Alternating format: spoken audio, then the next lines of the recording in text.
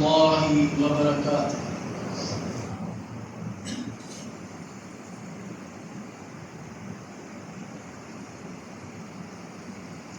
إن الحمد لله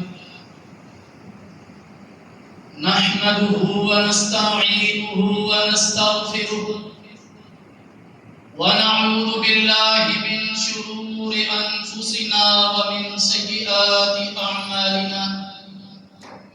من يهده الله فلا مضل له ومن يضلل فلا هادي له. وأشهد أن لا إله إلا الله وحده لا شريك له. وأشهد أن محمدا عبده ورسوله. يا أيها الذين آمنوا اتقوا الله حق تقاته ولا تموتن إلا وأنتم مسلمون. يا أيها الناس اتقوا ربكم الذي خلقكم من نفس واحدة وخلق منها زوجها وبث منهما رجالا كثيرا ونساء. واتقوا الله الذي تساءلون به والأرحام إن الله كان عليكم رقيبا. يا أيها الذين آمنوا اتقوا الله وقولوا قولا سديدا يصلح لكم أعمالكم ويغفر لكم ذنوبكم.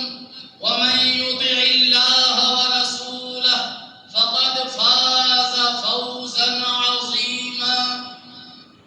أما بعد فإن خير الحديث كتاب الله وخير الهدي هدي محمد صلى الله عليه وسلم.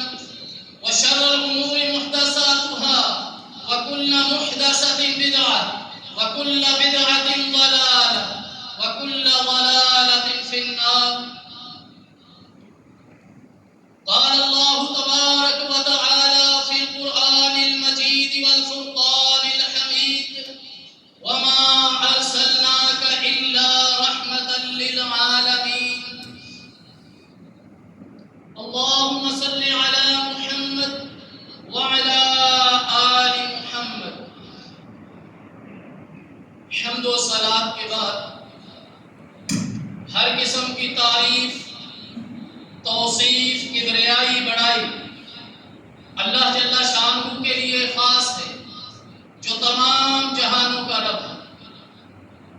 زمین و آسمان کو بھر دینے کے برابر درود و سلام خلیل کبریا احمد مجتبی محمد مصطفیٰ صلی اللہ علیہ وسلم کی ذات گرامی پر، جن کو اللہ نے تمام کائنات کے لیے رحمت بنا کر مبعوث فرمایا. میرے محترم بھائیوں، بزرگوں اور دوستوں، آج کا ہمارا یہ موضوع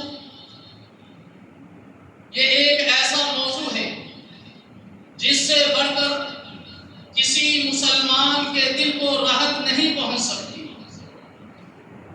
یہ ایک ایسی شخصیت کا ذکر ہے جن کے ذکر کے بعد روحوں کو سکون ملتا ہے، آنکھوں سے محبت کے آنسو جھلکنے لگتے ہیں، ایمان تازہ ہو جاتا ہے اور دل اللہ رب العزت کے قریب ہو جاتا ہے.